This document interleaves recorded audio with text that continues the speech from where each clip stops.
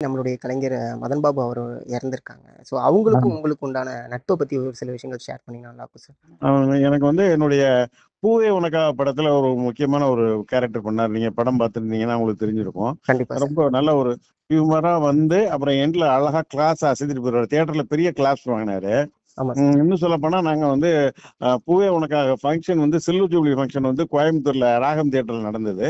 அப்ப எல்லாரும் போயிருந்தோம். நானு, விஜய், சங்கீதா, அஞ்சு அரவிந்த், சௌத்ரி சாரு, கேமராமேன் எல்லாம் ஃபுல் யூனிட், நாகேஷ் சார் எல்லாம், நம்பியார் சார் மட்டும் வரல.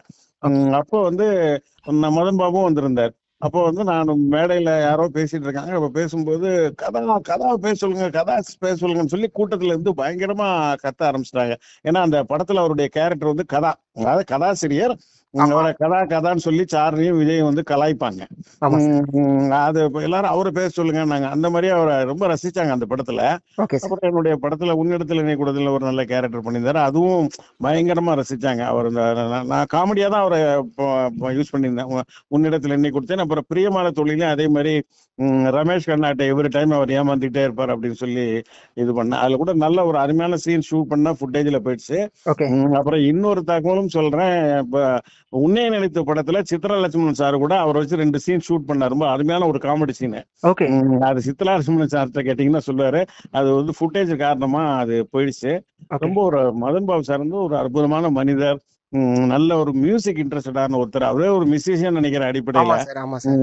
நானும் அவரும் ஷூட்டிங் பூவே உனக்கா வந்து கோவளத்துல அந்த மச்சரிச்சு வர்ற சாங் எடுக்க போகும்போதும் சரி, ஓகே. அப்புறம் ஊட்டியில பிரியமான தோழி ஷூட்டிங் படப்பிடிப்பும் சரி, அப்புறம் உன்னிடத்துல என்னை கொடுத்த டைம்லயும் சரி, உன்னிடத்துல என்ன கூட தெரியும். நான் உத்தண்டியில ஒரு வீட்டுல தான் ஷூட் பண்ணோம்.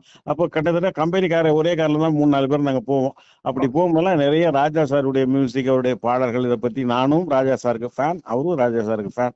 அதனால அதை பத்தி நாங்க ரொம்ப பகிர்ந்துக்குவோம். புரியுது ரொம்ப சார். ஒரு நல்ல ஒரு அற்புதமான மனிதர், நல்ல ஒரு டெடிகேட்டடான ஆர்டிஸ்ட், சின்சியர் டைமுக்கு வருவாரு, ஓகே. நல்ல ஒரு சென்ஸ் ஆஃப் ஹியூமர் உள்ள ஒருத்தர். அவர் இழந்தது கலை உலகத்துக்கு உண்மையிலேயே ஒரு மிகப்பெரிய இழப்பு. அவருடைய குடும்பத்தாருக்கும் என்னுடைய ஆழ்ந்த இரங்கலை தெரிவிச்சுக்கிறேன்.